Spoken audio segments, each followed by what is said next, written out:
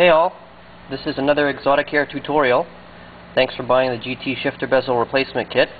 I'm going to show you basically how to install it. Keep in mind I've loosened some of the items that I'm going to uninstall here just to speed up the install process. But basically this is just a rough run through as to what you're going to do. You will basically be unscrewing your shift knob.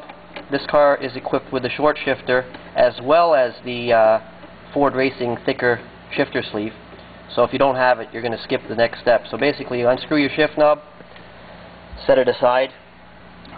This step you're going to skip if you don't have this thicker sleeve.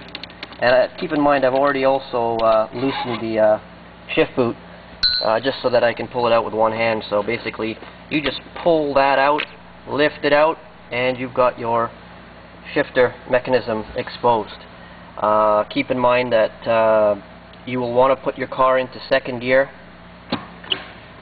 when you do this install, just so that things move a little smoother, and it'll be imperative that when you install the shifter bezel that this here is your 12 o'clock position. This is your 1 o'clock position, just over here. And the 1 o'clock position is where you're going to want to position one of the holes of the bezel so that everything lines up. Just a quick overview.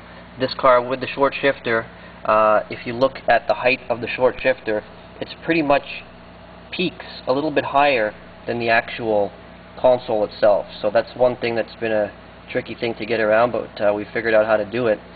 Cars equipped with the factory shifter, this unit is actually 1 inch further into the console and totally out of the way, because some of you may not know, but this is the hinge mechanism, and I'm just going to put it in neutral for a second, but when you put your car into 6th gear, this unit pops up and it exposes itself into the air. So that was one challenge to get by.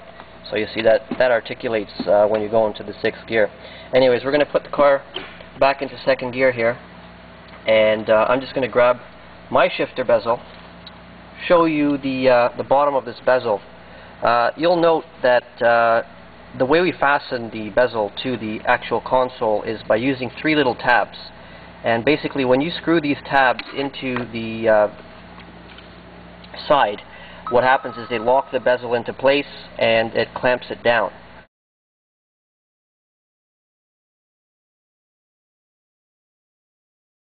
So one thing you'll want to do just before you're ready to put the shifter bezel into place is you're going to want to turn these little tabs in so that they don't stick out. See, if it sticks out, you can't stick it into the hole.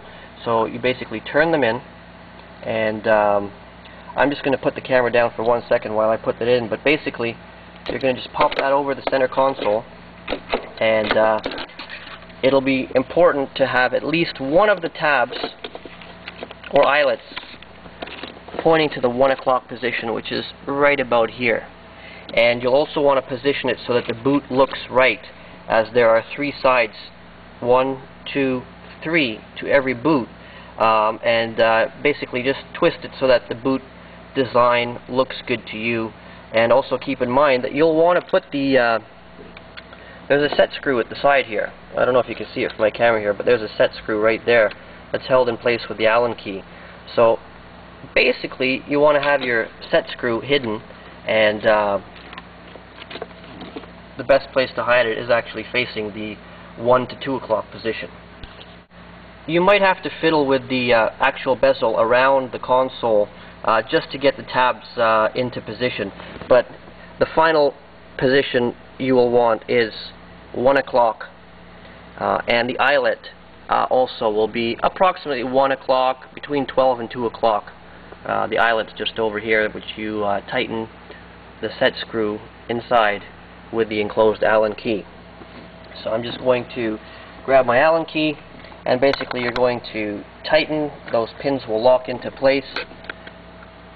Don't over tighten because you will crack the tabs, and we're just going to tighten that, not too tight, and once it locks into place you'll find that the actual boot does not shift around, And in this case, you know, you can tuck the neck down, and you can adjust the height as much as you want.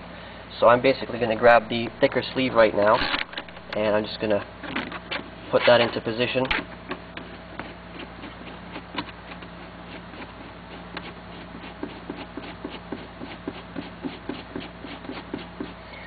And now I'm ready to put the shift knob on and tighten everything up. And keep in mind that now that this ring here is fully adjustable, and you can set the height. So depending how much boot you would like showing exposed, you can adjust the height. Once you're ready to set the height, just use the set screw here, use the enclosed Allen key, just tighten it up, and you're good to go. And that's the GT shifter bezel.